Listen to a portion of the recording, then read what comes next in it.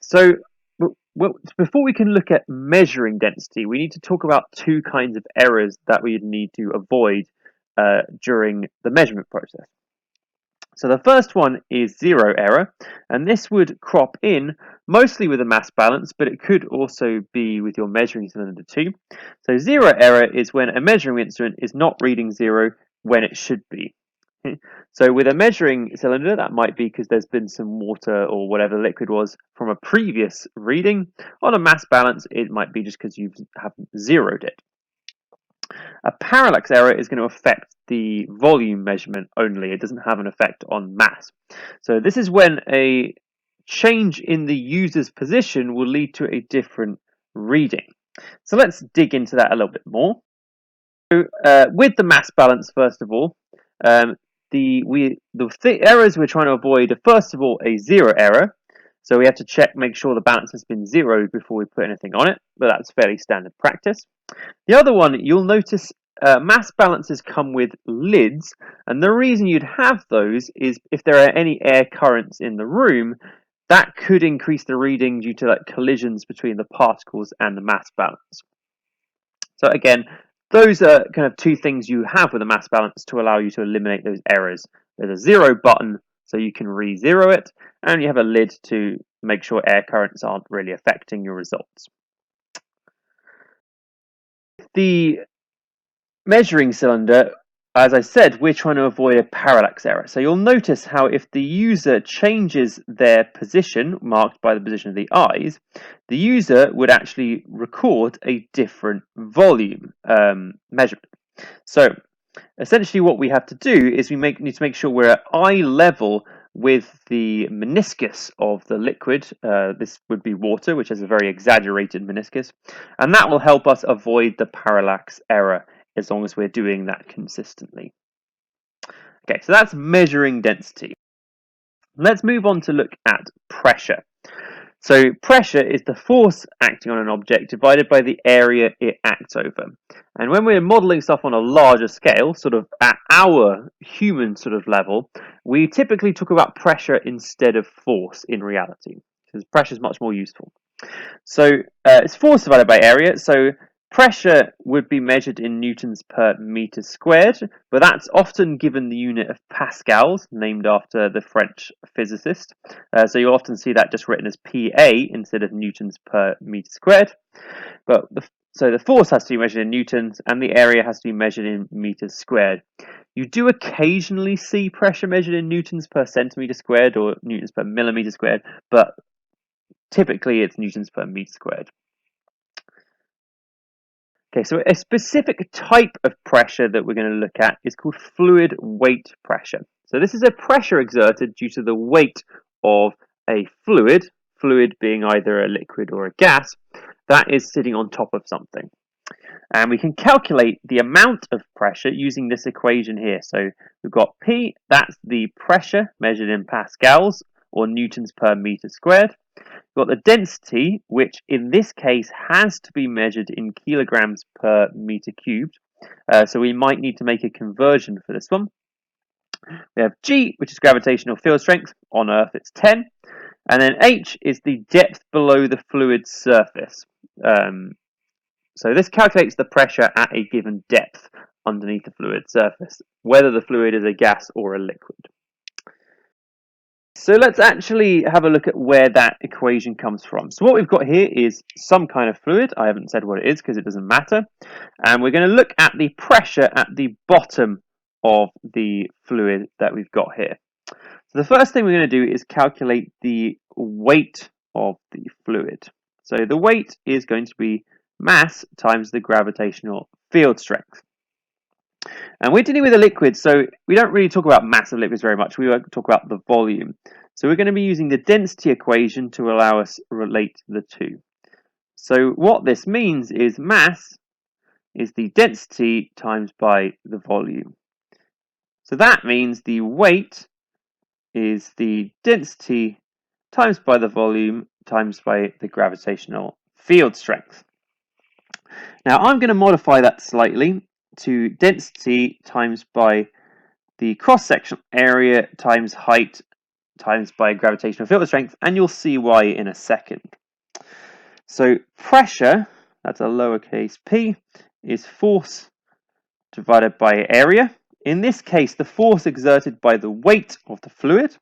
So that means we can substitute in our expression. And now you'll see why I changed the force, the volume even, into area times h, because the areas cancel out, meaning that the pressure depends on the density of the fluid, the depth below the fluid surface you are, so you can see the closer to the surface, the smaller the pressure gets, and depends on the planet that you are sitting on.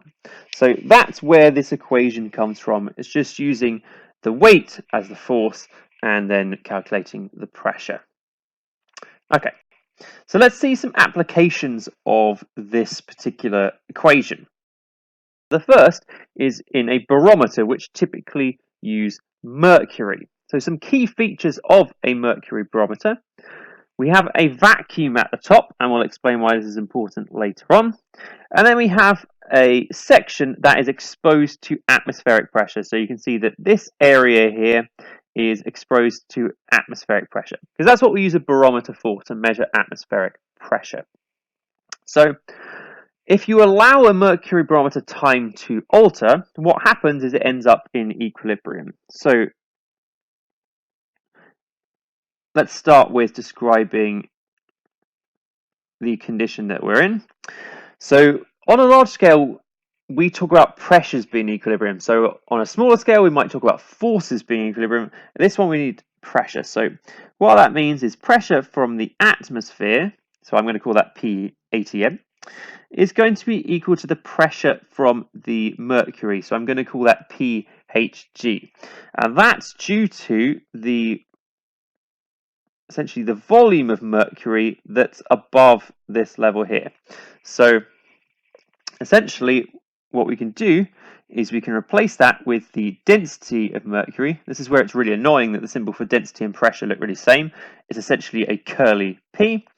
It depends on the planet we're on, probably on Earth, and it depends on the height of the column as well. So you can see that if the atmospheric pressure gets bigger, the height of the column of mercury is going to increase.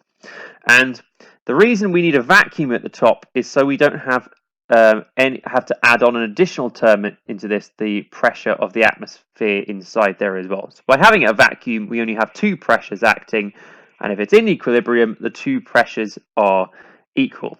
So atmospheric pressure is equal to the mercury pressure. So you can see that this device is going to have a linear change. So essentially as if the atmospheric pressure doubled, the height is going to double as well. So we're going to get actually a directly proportional relationship here. Okay, so that's a barometer.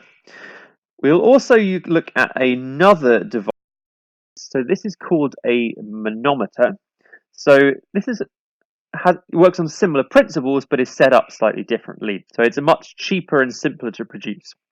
So what you do is you have a side that you want to measure the pressure at, so that's on this one on the left, and you have the other side exposed to atmospheric pressure. And what you can see here is we've got a height difference, which tells us that there's a pressure difference. So what happens here is the fluid has moved down on the left because the measured pressure is greater than the atmospheric pressure. So what it's done is it's now in equilibrium. So that's why it's moved down to become in equilibrium. And what we know is that the pressure that is measured, so I'm going to call that PM, must be equal to the atmospheric pressure plus the pressure in the actual fluid itself. Because now we've got this column on the right hand side, that's going to exert a pressure to push the liquid back. So we can rewrite that slightly. So again, the measured pressure is the atmospheric pressure, but it's going to be times the density of the fluid times by G times by the height of the fluid here. So we're going to get a linear change, but in this particular one, we don't need to create a vacuum, which is why it's typically cheaper to produce a manometer. But exposing it to atmospheric pressure does cause some issues with measurements if it changes, for example, which it would during a typical day. Okay, so that's a manometer. So now we're going to talk about the other kind of pressure that we meet. So we've met pressure due to weight of a fluid. Now we're going to look at pressure due to collisions of particles. So every time a particle collides with the container wall, the particle, when it says it, that means the particle experiences a momentum change. And the reason it experiences a momentum change is because its velocity changes. Its change direction, therefore its velocity changes, therefore its momentum changes. And I'm going to talk about what momentum is in a second. So the velocity or momentum of a particle cannot change unless the particle has experienced a force. And what Newton's third law tells us is that the container experiences an equal and opposite force. So if the particle experiences a force from the container wall experiences a force from the particle. That's what we're going on here. So that's the source of most gas pressure. So when we talk about gases, when we talk about pressure, we're talking mostly about this, unless we have a very, very large quantity of gas. So I said I'd dig into momentum a little bit more. So we're going to add this to our definition section as well. So momentum is the product, that means multiply, of an object's mass and its velocity. So you'll see quite annoyingly, this equation was developed separately to the ones for pressure. So it also uses the symbol P. So momentum is mass times by velocity. So momentum has the unit of kilograms meters per second because it's mass times by velocity. Okay, so that's our definition and our equation, which we can add to our booklets. Now what we're going to do is have a look at how changing the conditions of a gas. So these laws and things we're going to describe all apply specifically to gases. Because the reason it's gases is because we can't do most of these things to solids or liquids, like we can't change the volume or anything like that. So describe how decreasing the volume of a gas increases the pressure. So remember, pressure is the force divided by the area. So anything that changes the force or changes the area is going to have an effect. We're going to use both of those here. So firstly, if you decrease the volume, the decreased space causes more collisions per second between the particles and the container wall, because they have to travel a shorter distance between the collisions. And more collisions per second gives you a larger force acting on the wall. The other thing is that decreased volume tends to lead to a decreased area. So if you decrease the volume of the object, the area that the collisions are acting over is going to be smaller as well. And both of those things, a larger force and a smaller area, lead to a larger pressure. Okay, so now we're going to link temperature and pressure. So what we should know is that temperature means that on average, gas molecules are traveling faster. So that's a key rule to have in your head.